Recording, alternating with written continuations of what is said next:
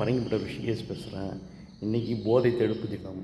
இந்த போதை தடுப்பு தினத்தில் ஒரு விஷயத்த சொல்கிறேன். இன்றைக்கி போதை கலாச்சாரம் தமிழ்நாடு எங்கே ஊடுருவி விட்டது. அதுவும் சினிமா துறையில் அதிகமாக இருக்குது. அதீத போதை என்று சொல்லக்கூடிய கொக்கைன் மற்றும் ப்ரௌன் சுகர் போன்ற போதைகளை பயன்படுத்துகின்றனர். இதெல்லாம் தடுக்கப்பட வேண்டிய விஷயம். அதீத போதை தடுக்கிறது நார்கோட்டிக்ஸ் கண்ட்ரோல் பியூரோன்னு இருக்குது, NCB.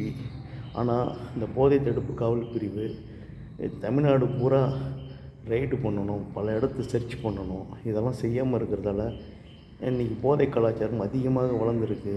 இப்போ நடிகர் ஸ்ரீகாந்த் சிக்கியிருக்காரு. இன்னும் மேலும் சில நடிகர்களும் சிக்கிற மாதிரி இருக்குது.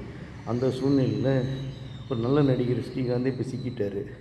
போதையை பயன்படுத்துகிறார். இந்த ரெஸ்டோ பாரு மற்றும் அந்த நைட் கல்ச்சர் போன்றவைகள்லாம் தடுக்கப்பட வேண்டும். இதனால தான் இந்த போதைகள்லாம் ஆட்டம் பாட்டத்தோடு இருக்குது. இந்த அடிக்கடி யூடியூப்பில் மறைந்த முன்னாள் சட்டமன்ற மறைந்த முன்னாள் முதலமைச்சர் செல்வி ஜெயலலிதா அவர்களுடைய தோழி கீதா அவர்கள் இந்த போதையை பற்றிலாம் பேசுவாங்க. அந்த நடிகர் போதை யூஸ் பண்ணுறதுங்க அவங்களெல்லாம் விசாரிக்கணும். அதே மாதிரி அந்த சுசித்ரான்ற ஒரு பாடகி அவங்களும் இந்த போதை இந்த நடிகர் யூஸ் பண்ணுவாங்க, அந்த நடிகர் யூஸ் பண்ணுவாங்கன்னு இவங்களெல்லாம் விசாரித்து போதை கலாச்சாரத்தை அடியோடு தடுக்க வேண்டும். போதையை ஒழிக்கணும். போதை தேவையற்றது.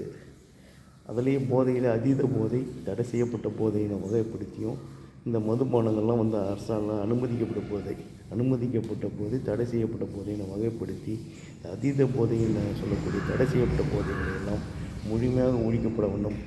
அதை பயன்படுத்துவதற்கு தூக்கு தண்டனை கொடுக்க வேண்டும்.